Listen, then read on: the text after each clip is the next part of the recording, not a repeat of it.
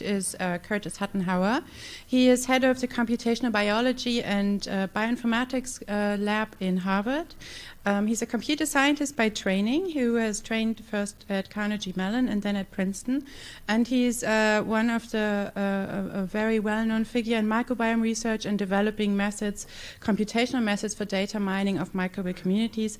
And he's one of the major contributors to the NIH-founded Human Microbiome Project, and particularly also co-leading the HMP2 project that is running at the moment. So it's my great pleasure to have you here and present to us.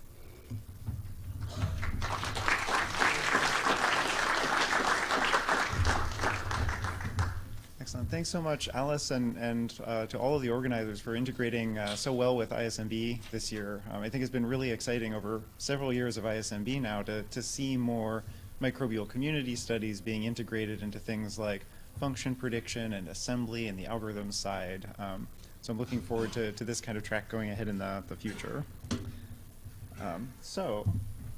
As Alice mentioned, our lab works on a combination of computational methods development for microbial community studies and human microbiome population studies. I sit at a school of public health, and I think there's a really interesting motivation for microbial community studies computationally, both on this sort of big data and algorithm side, as we just heard in the previous part of the session.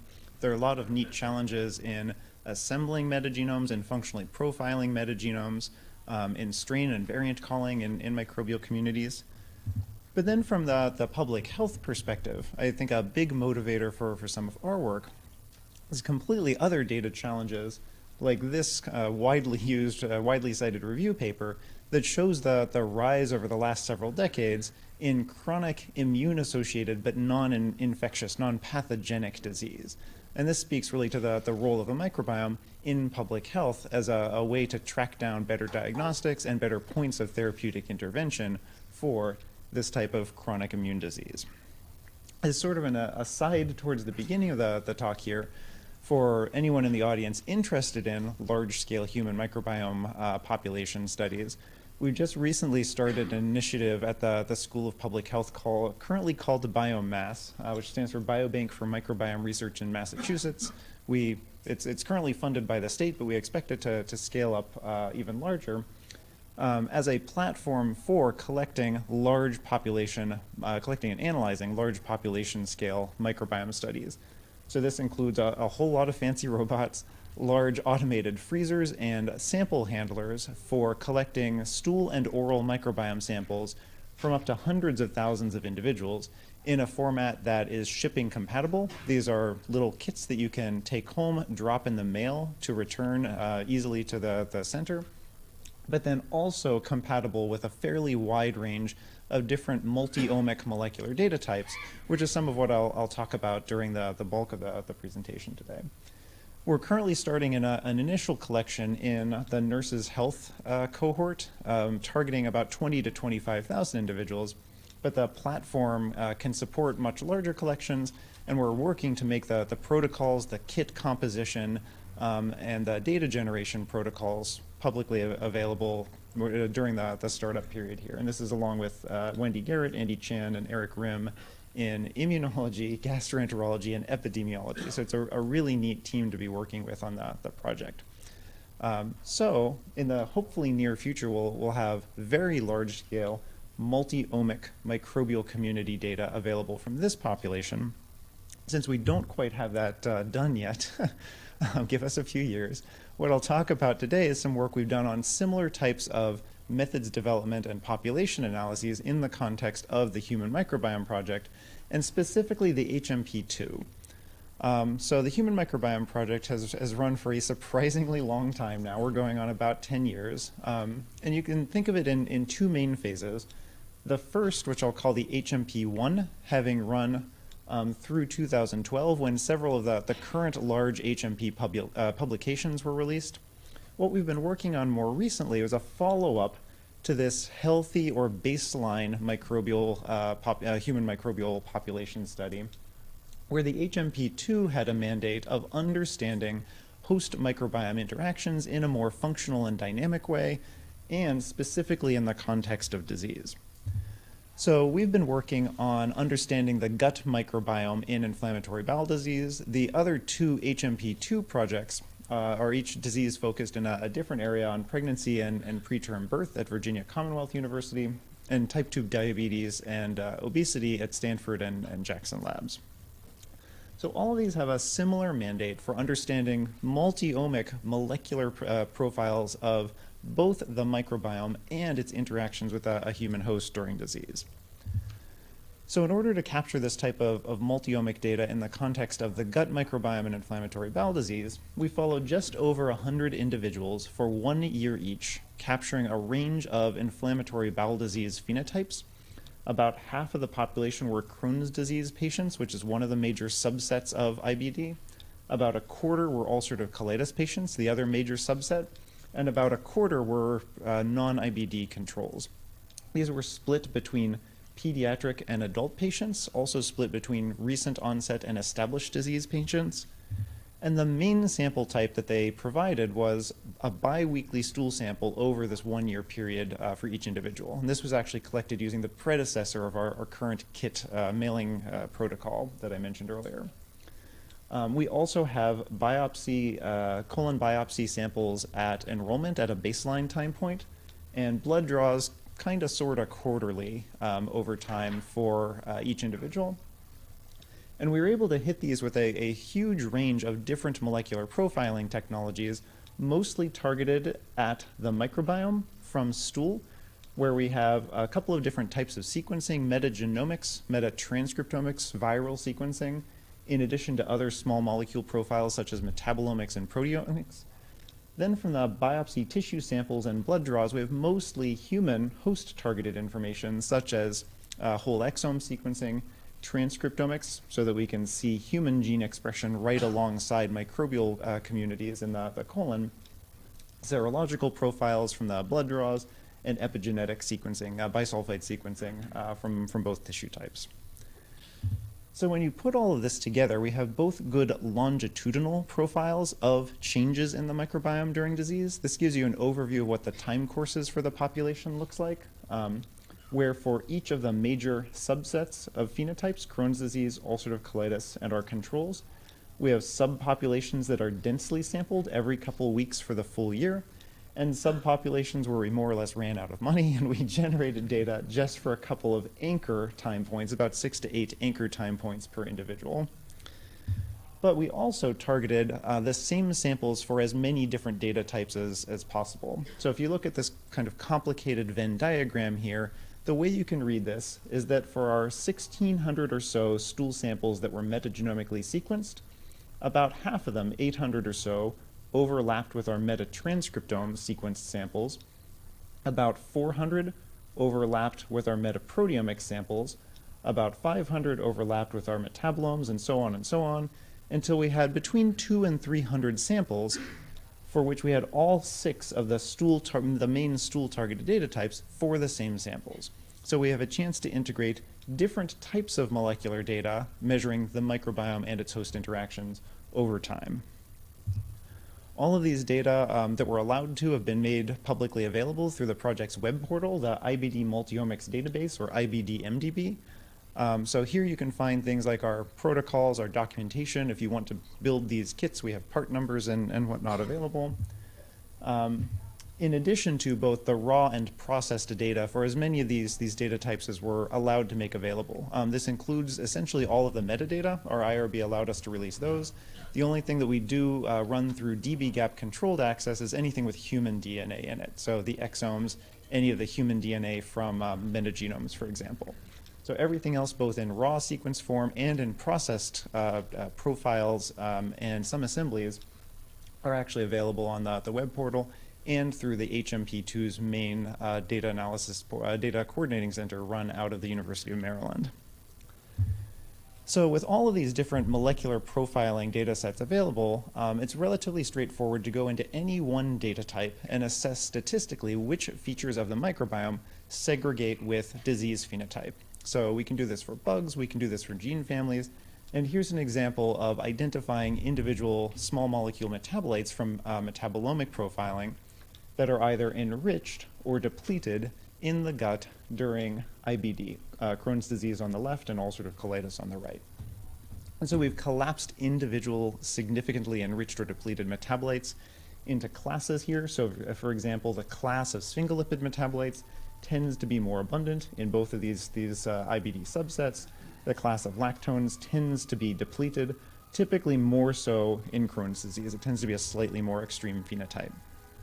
And we can do this for each individual data type, but I think where some of the modeling and analysis gets more interesting is when we start putting these together. So we can identify the individual microbes that are enriched or depleted during IBD, the individual small molecules, and then associate them with each other. So what this heat map does is correlate, just a straight up correlation, Spearman correlation, of bugs enriched or depleted during IBD with small molecule metabolites enriched or depleted during IBD after regressing out some of the covariates that we're less interested in. So things like antibiotic exposure, sex, age, and in this case, actually regressing out the main effects of the disease itself. So these are covariations between bugs and small molecules that are stronger than you'd expect even from the presence of inflammation in the gut. So this starts to suggest potential mechanisms. You can generate hypotheses like a bug might interact with a compound or covary with a compound because it generates that compound, or because it depends on that compound metabolically, or a bug might interact ecologically with another organism that generates or depends on that compound. And some of these associations are both so strong between specific organisms and specific compounds and disease associated. So here we have a correlation between Ruminococcus navis and docosapentanoic acid, where both of them are enriched in red and yellow, which are Crohn's disease and ulcerative colitis. These associations are so strong that we can start to look into the metagenomes, look into the genomes of these organisms in order to pick apart these potential hypotheses of why a bug might generate or depend on a compound. So for a brief sort of methodological aside before we finish analyzing the HMP2 data, one of the methods that was developed during the course of the analysis was specifically put together to find these types of tight associations between bugs and small molecules, or take advantage of the tight linkage between those two, even in cases where you might not be able to generate all of these different molecular data types all at the same time. So in order to predict what a metabolomic profile might look like for a set of input metagenomes, we put together a system, and specifically Himmel, who's here at the conference, put together a system that can predict metabolomic profiles from a sequenced metagenome. And this works basically by functionally profiling in terms of gene composition an input metagenome, and combining that gene profile with a pre-learned weight matrix that associates combinations of genes with small molecule metabolites for which they are particularly predictive. This weight matrix that associates gene families with metabolites is itself learned using sort of a straightforward machine learning approach from training data where we have paired metagenomes and metabolomes, such as the HMP2. The learning process takes a subset of data for which both metagenomes and metabolomes have been profiled, and uses elastic net regularization on a per metabolite basis to sparsely identify the small subset of genes that are most predictive across any microbe for that small molecule. So this is a very high dimensional problem, so we apply a lot of regularization, we apply a lot of cross-validation during the training process, and as you'll see in a couple of slides, we also then evaluate the results on completely independent new data from an entirely different cohort. What this gives us, though, is a way for a subset of metabolites that are strongly associated with some subset of microbial features, a way to predict the abundance of each metabolite given the abundance of associated genes. And by saving this subset of informative elastic net coefficients, that's what gives us our weight matrix that we can go on to apply then in new samples where we don't necessarily have metabolite profiles. So overall, a very straightforward machine learning problem. You're predicting one feature type given another feature type after learning an association matrix during a training step. And here the real challenge is the dimensionality and cranking up the sparseness during elastic net fitting so that we don't fit too many genes per metabolite. And what we end up with is a median of around 30 genes across a variety of different microbes that are predictive for each metabolite. So the system's been implemented as a tool called Melonpan, which is an extremely clever acronym that Himmel came up with. It's far better than anything I could have picked. And it turns out to work surprisingly well. So if you're familiar with tools like PyCrust that we've worked on in the past for metagenome prediction from 16S data, the principle is very similar. There are such strong functional links between bugs and associated metabolites that a machine learner can find them for a subset of metabolites. So the system is smart enough in some sense to identify the subset of metabolites that can be well predicted across a range of training samples. Here we're showing the evaluation for a single representative well-predicted metabolite in a completely independent validation set. So we trained a model that was representative of the gut microbiome and metabolome on a set of 153 pilot samples actually from the HMP2. We evaluated them on about half as many samples where we had metagenomes and metabolomes, with the metabolomes not used at all during fitting from an independent Dutch cohort. So this is what a metabolite prediction looks like across different guts. We can flip the evaluation around and ask for each gut, how well do we predict the subset of predictable metabolites? And in both cases, we get results that are good enough to be biologically actionable. Like tools such as PyCrust, they will not replace a direct measurement, but it's enough to give you biological hypothesis generation if you don't happen to have the right sample type or the right data type available. There's a range of about 80 or 90 well-predicted metabolites for which we can fit a model in the human gut well enough to be confident about future predictions. When given new evaluation data to use with a fit model, we provide a confidence score so that we can tell you here are the metabolites that we think we're predicting well in your data based on how well their coefficients match what we learned during training. And at a whole data set level, and I apologize, this is a little hard to read on this projector, what you're looking at here is an ordination in our evaluation data of the overall set of metabolite classes. That's what's hard to read on the right-hand side here. When compared between predictions in triangles and the measured values in circles. So the overall pattern of metabolomic variation across a collection of about 65 human guts is well recapitulated by the predictions, even in a completely independent set from those that the model was fit to. So when we ask which genes are predictive of metabolites in the gut, I think things get really interesting biologically, in as much as this is a little snippet off the top of the gene families. So each of these is a UNREF identifier for a collection of related microbial genes.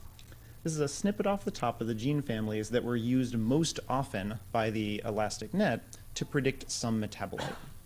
You can see they're spread across a variety of typical gut taxa, and they're almost all not functionally characterized, as we were saying earlier. The one outlier, the one counterexample is actually a phage integration protein. And it turns out this is statistically significant. This also does not show up particularly well on this projector, but when we ask for the entire set of genes that are used by the learner to predict metabolites, it's highly, highly enriched for non-functionally characterized microbial gene families. They are associated with specific taxa, so we also get statistical enrichment of specific organisms who tend to be more predictive of subsets of metabolites. And if I had to hypothesize, we can't throw data at this point, but I suspect many of these are things like mobile elements that tend to mark specific strains. So when we try to use enzymes that are known to generate specific metabolites as predictors, they don't work very well. But the machine learner identifies gene families that seem to be strain markers. And I think what it's finding is certain strains of microbes are strongly associated with certain small molecules that they produce. And the machine learner is able to find some of that automatically. So going on to finish analysis of the HMP2 data here, where we do have both measurements directly and can directly associate bugs with small molecules without the need for an interim inference process. There have been other really interesting cases where we find microbe, small molecule, phenotype, disease outcome associations that seem to be strain mediated. One of the best examples that we've done some characterizations for so far started with an analysis specifically of those long, dense time courses in the control, and this is the Crohn's disease subpopulation from some of the earlier HMP2 data. So we looked specifically into the subset of individuals for which we had full long time courses. These are just very high-level, phylum-level taxonomic overviews of each of the individuals for which we had these long time courses. And if we zoom into these, there tends to be, as everyone has seen in human microbiome analyses, there tends to be a lot of taxonomic variation between people. It's rare for people, even in a constrained disease context, to carry similar bugs. But there are many cases in which functional consistencies are much greater between people. And it turns out that's the case in health, in maintaining the correct set of gut microbial functions. It's also the case in inflammatory bowel disease. There tend to be functional consistencies in which microbes are disrupted during disease, such as aerotolerance. One of the themes that we and others have seen in IBD and other gut inflammatory conditions is that enriched microbes are often those that are tolerant of excess oxygen in the gut, which in health is typically very anaerobic. During disruption, during gut barrier breach, during bleeding, more oxygen becomes available. So we get stronger statistical enrichments for groups of functionally related organisms, in this case facultative anaerobes or bugs that are aerotolerant. That's true in this HMP2 longitudinal data. It's true in other cohorts such as the HMP1, who are all healthy individuals, or an independent IBD data set from the University of Pennsylvania. We see enrichment during inflammatory bowel disease for aerotolerant organisms as a functional group. It's true to a lesser degree, typically, for individual organisms within that group. And I mentioned Ruminococcus navis as an example earlier.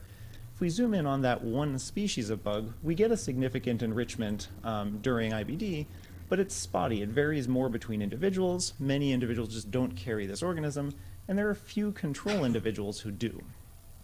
And we think in this case that much of the reason for that is, again, strain variation. Not all Ruminococcus navis strains are created equal.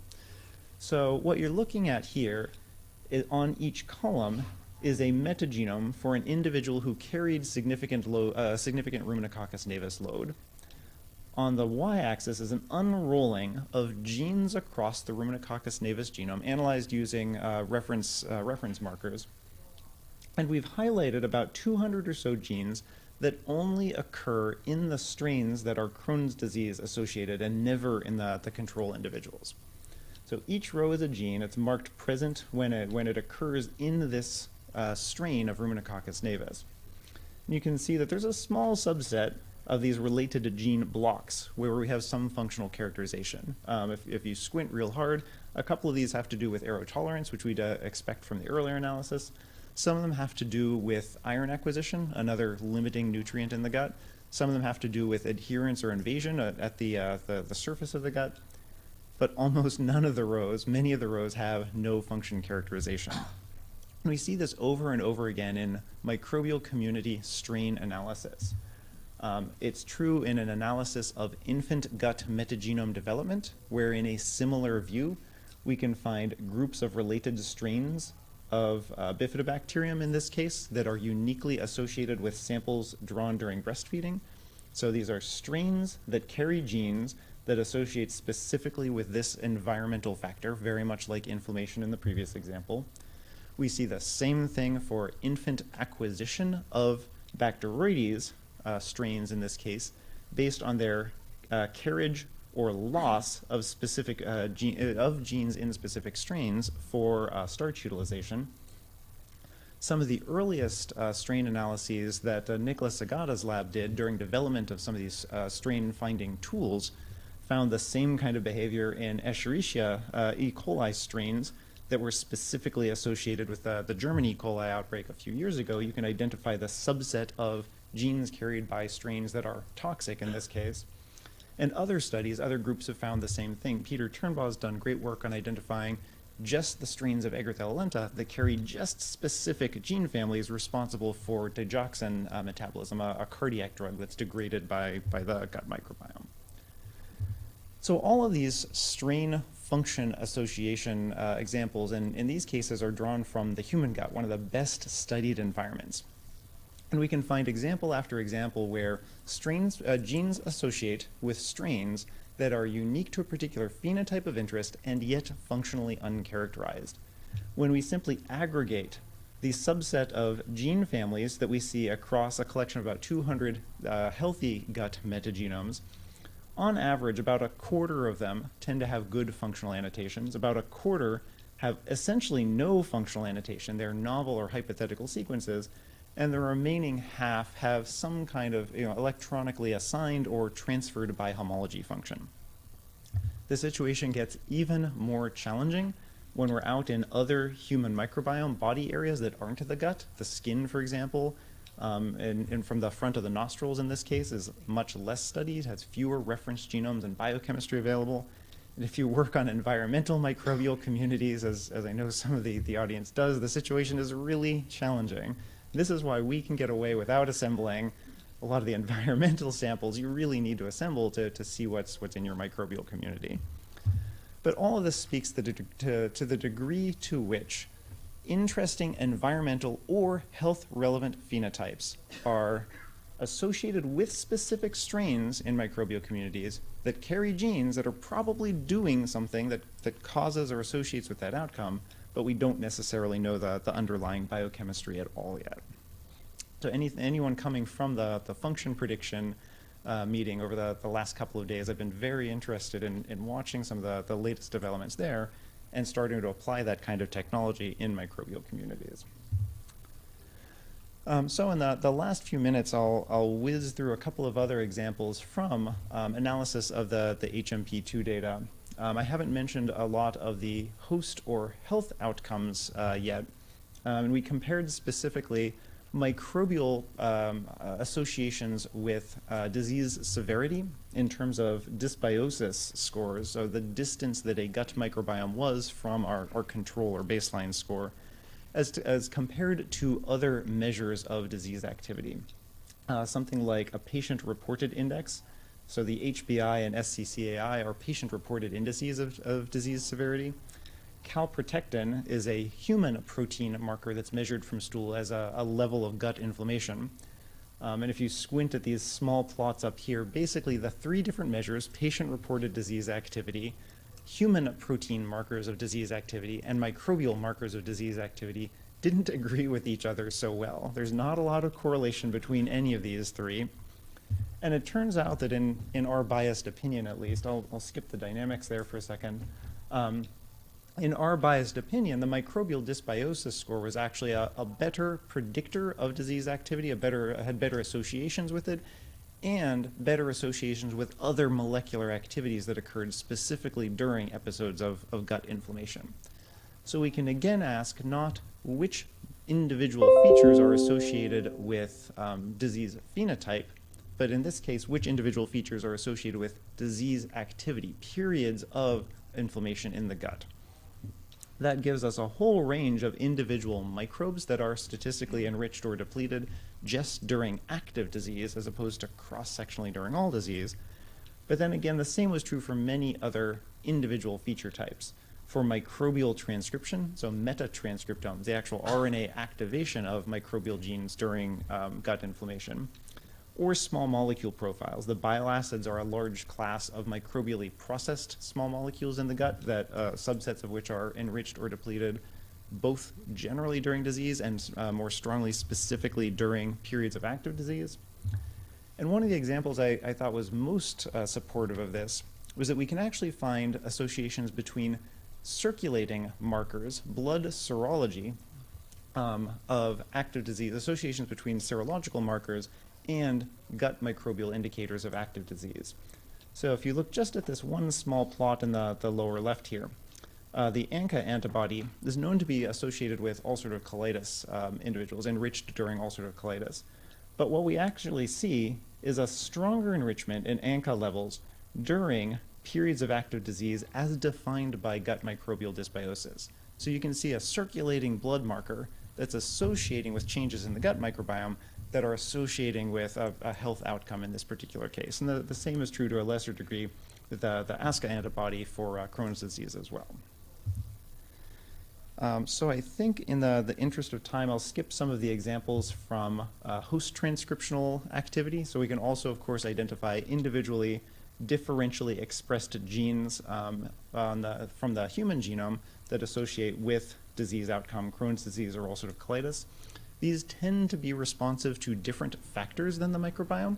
So there are relatively few, relatively weak, but still occasionally statistically significant associations between individual gene families or pathways such as IL-17 or the complement pathway and microbial abundance is measured right at the gut surface. So we can again statistically identify bugs that covary with individual human transcripts specifically during disease. Although again, these are a very small minority. Most of host transcription is paying attention to other things.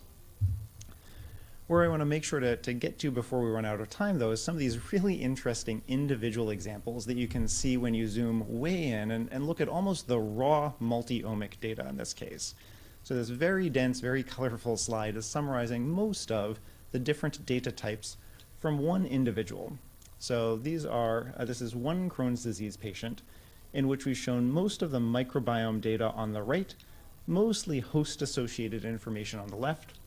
We have a set of dietary profiles over time, other summaries of environmental profiles such as medication, antibiotic usage, some of our measures of disease activity, again, calprotectin, patient-reported disease activity indices, and our gut microbial dysbiosis.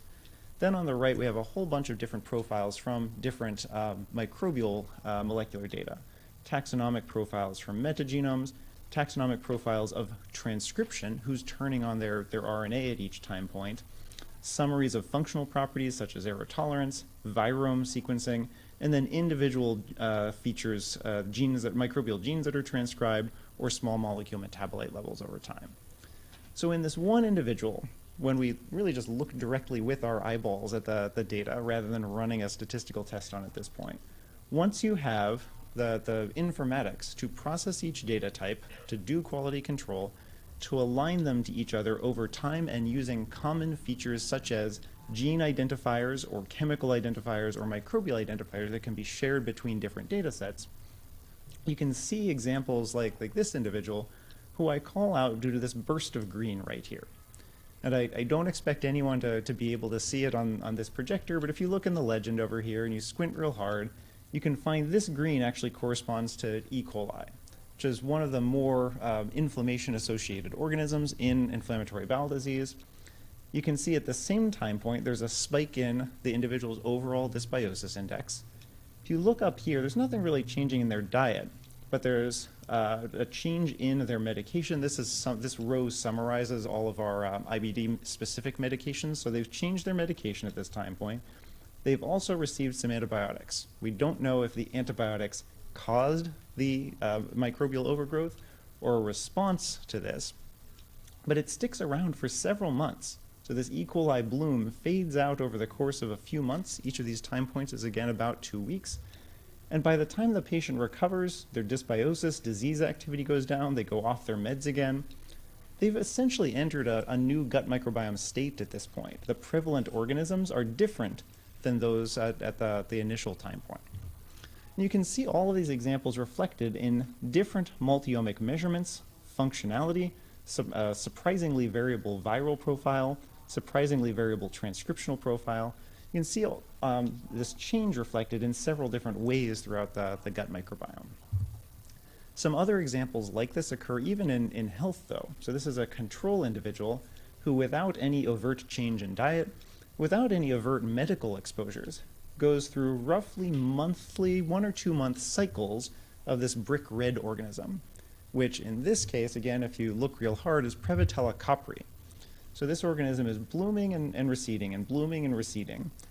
In this case, the transcriptome is surprisingly stable. The viral profile, as far as we can measure it, is surprisingly stable. You see here, the viral data is a little sparse here. But you might hypothesize that this kind of dynamics is due to something like phage sweeps or phage interactions in the absence of any environmental reason for these sort of dynamics. And so finally, after zooming way in to see some of these individual examples, you can also take this multi-omic data and zoom way out and summarize at a very high level potential interactions between all of these feature types, be they microbial taxa or gene families or small molecules or human transcripts or pathway activities. And this network summarizes the topmost significant covariation correlations between all of these different feature types, where you can zoom in, and if you're interested in specific bugs, you can identify which small molecules or which host transcripts they covary with, which classes of small molecules are most associated with collections of microbes in the gut, to start again generating hypotheses about what the underlying molecular mechanisms for this might be. So to wrap up, any of the computational tools that I didn't describe in depth, like Melonpan, are included in our software suite, the BioBakery, which has implementations for any of the methods that we've used during these analyses, documentation, tutorials, source code.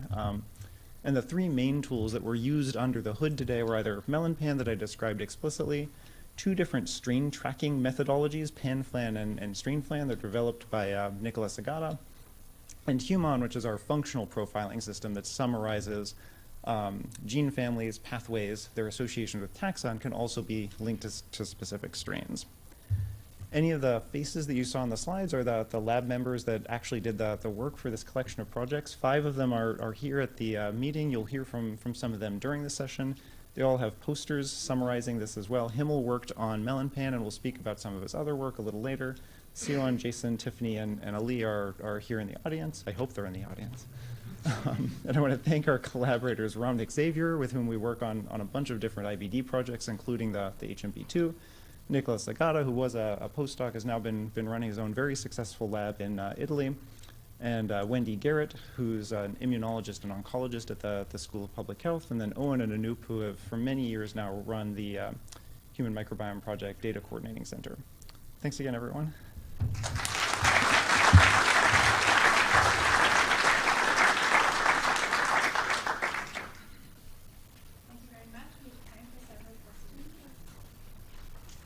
Thank you for this very fascinating talk. My question is the following. So for the healthy individual, where you have seen these changes in the microbiome, could it be due to a seasonal effect? Did you check that? And We've looked closely for seasonal effects now in the HMP2, in the HMP1. In the infant data set that I showed, we have 2 different longitudinal infant data sets that we've worked with from the TEDI consortium and the Diabimmune consortium. None of them have shown significant seasonal effects. Okay, because we could think that it could change the immune system response, and then it could impact maybe the microbiome. There's some good published papers on seasonal effects in developing populations' gut microbiomes, where there are large dietary shifts with seasonality. All of these are sort of typical Western populations where, I eat bananas in January and feel very guilty about it because that's not very seasonal. And I think that's kind of what we're seeing here. Thank you, really great talk. I actually use your software every day, so. Tell us when it breaks. Yes, it's great. So I just have 2 technical questions. The first one is regarding the machine learning approach. For the weights that you trained, does it make sense to train at the disease-specific manner, or it's rather generic? So I skipped an example that for environments with large changes, you do want to train different models. So, for example, we've checked and we can use our gut microbiome model across a fairly large range of gut microbiome types, including some of these IBD inflamed samples. But we're not going to use it for an ocean metagenome, for example. I couldn't put a number on sort of the phylogenetic or beta diversity radius where you would want to cut off and use a new model, but that's how I would think of it. When your beta diversity is too high, and when our confidence scores are too low, at some point you cut off and train a different model instead. And in that case, how many samples do you think would be used for the training? So Himmel, you're here. Do you want to take I don't have a good guess at that. Do you want to? I think it depends on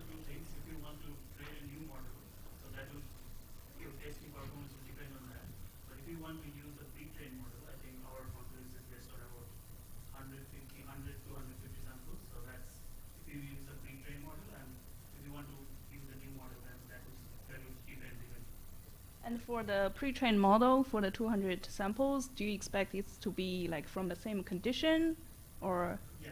Okay. That's what you just mentioned. So, given that it's very similar to what we have trained, we expect to work it well for that training sample. Okay. Thank you very much. Thanks.